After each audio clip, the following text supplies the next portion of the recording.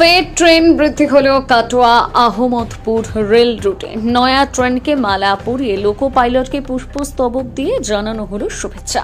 ফের কাটোয়া আহমদপুর রেল রুটে বাড়ল ট্রেন। এ নিয়ে 3 জোড়া ট্রেন বৃদ্ধি পেল সংশ্লিষ্ট রুটে।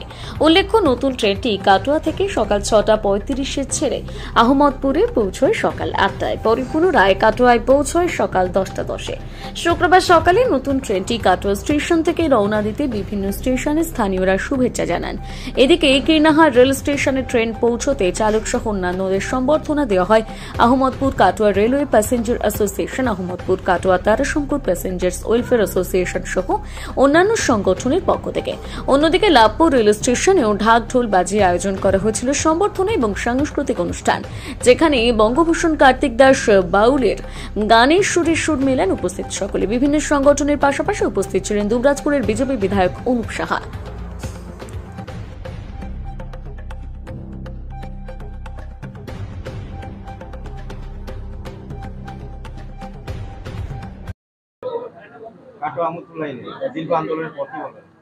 প্রথমেই নববর্ষের বাংলার সবাইকে আমার তরফ থেকে আন্তরিক অভিনন্দন যে কাটোয়া আমোদপুর একটি ট্রেন পাওয়া গেল।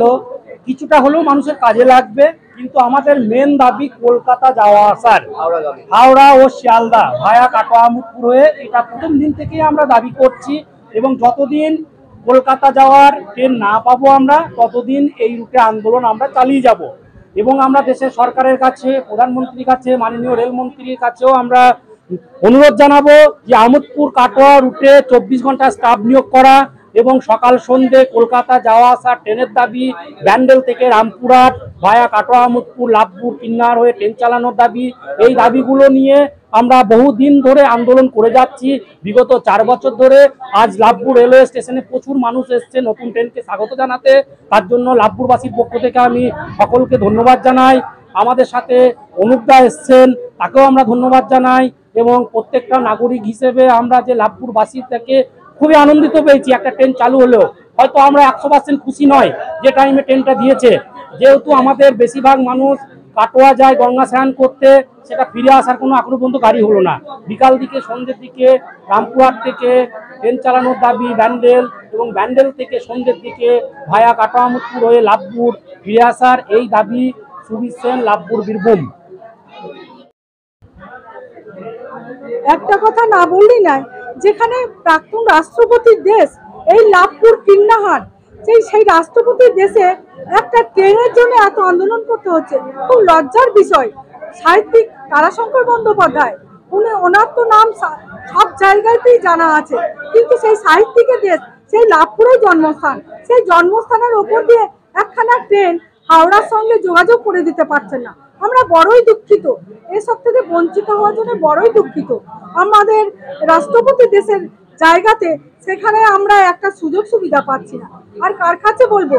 সরকারের কাছে না জানালে, রেল মন্ত্রকের কাছে না জানালে কার কাছ থেকে জানাবো, আর কার কাছ থেকেই বা সুযোগ সুবিধা পাবো?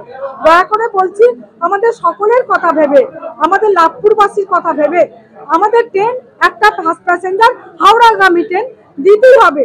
দিলে আমরা খুবই উপকৃত হব। আর শুধু অফিস আদালতের জন্য নয়, প্রত্যেকটা মানুষ, আমদানি রপ্তানির ব্যাপার আছে।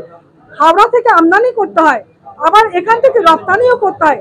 আমদানি রপ্তানি করার জায়গা আমাদের কিছুই নেই, বাসে করে যেতে হয়। বাসে করে কতটা যাওয়া যায়, এটা একটা কস্টলি ব্যাপার হয়ে যাচ্ছে। যেখানে কম পয়সার মধ্যে হাওড়া চলে যাওয়া যায়, সেখানে বাসে যেতে গেলে 150 টাকা টিকিট কেটে যেতে হয়। আর কেমন সময় সাপেক্ষ লাগে সে কথাটাও ভাবা উচিত। তাই দয়া করে বলছি, বারবার বলা হচ্ছে যে আমাদের একটা ট্রেন দিলে খুবই ভালো হয় হাওড়া যাওয়ার জন্য। আমাদের এই এলাকায় যত গ্রাম আছে, সব গ্রামে মানুষ এখান থেকে মাল নিয়ে রপ্তানি করতে পারে, আবার ওখান থেকে মাল নিয়ে আমদানি করে এনে এখানে বিক্রি করতে পারে। এতে অর্থনৈতিক অবস্থাও ভালো হতে পারে। এইটুকু বলে, আমার নাম কৃষ্ণা রায়, লাভপুর থেকে বলছি। দেখুন, আজকে আমোদপুর কাটোয়া রেল লাইনের যে সমস্ত এলাকা আছে, যারা ট্রেনকে যাতায়াতের প্রধান মাধ্যম হিসাবে যারা দেখে, তাদের ক্ষেত্রে অত্যন্ত আনন্দের দিন, আনন্দের বিষয়। তার জন্য এলাকাবাসীকে আমি ধন্যবাদ জানাই দেশের যশস্বী প্রধানমন্ত্রী নরেন্দ্র মোদীজিকে, ধন্যবাদ জানাই রেলমন্ত্রী অশ্বিনী বৈষ্ণবজিকে, এবং আমাদের যিনি জেনারেল ম্যানেজার জিএম সাহেব আছেন, ডিআরএম সাহেব আছেন, আমাদের রেল যে অ্যাসোসিয়েশন আছে কাটোয়া আমোদপুরের, এবং আমাদের আমোদপুর থেকে শুরু করে এই রুটের যারা স্টেশন ম্যানেজার থেকে শুরু করে বিভিন্ন আধিকারিক যারা আছেন, তাদের প্রত্যেককেই ধন্যবাদ জানাই। যে একটা ট্রেন চালু হওয়া মানে এই এলাকার মানুষের অনেক অনেক সুবিধা, সব রকম মানুষের সুবিধা, আর সেটা প্রয়োজনও ছিল। আগামীতে আরও যাতে ট্রেন চালু হয়, যেটা এই এলাকার মানুষের দাবি, যে কলকাতাতে পৌঁছানোর জন্য, সেই বিষয়েও আমরা রেল দপ্তরে রেল আধিকারিকদের সাথে কথা বলবো, যাতে তাদের এই বিষয়টাও দেখা হয় এবং সমাধান হয়। দেখুন, এই বিষয়টাতে আমি বলতে পারি না। অবশ্যই সবার আসা উচিত, ধন্যবাদ জানানো উচিত, এবং যেভাবে রেল দপ্তর, বর্তমান রেল দপ্তর যেভাবে সারা দেশে ডেভেলপমেন্ট করেছে বিগত 10 বছরে, যেটা আমরা এর আগে দেখতে পাইনি। এবং আমাদের এই কাটোয়া আমোদপুর রুটেও যে ট্রেন চালু হতে পারে, ট্রেনের ডেভেলপমেন্ট হতে পারে, রেলের ডেভেলপমেন্ট হতে পারে, এই এলাকার মানুষও হয়তো আশা করেনি, কিন্তু সেটা ধীরে ধীরে আমরা দেখতে পাচ্ছি। সেটা অন্যান্য মেন লাইনের মতো এটাও গুরুত্ব পাচ্ছে, এবং আগামী দিনে আরো অনেক কিছু আমরা রেলের ডেভেলপমেন্টের ক্ষেত্রে দেখতে পাবো।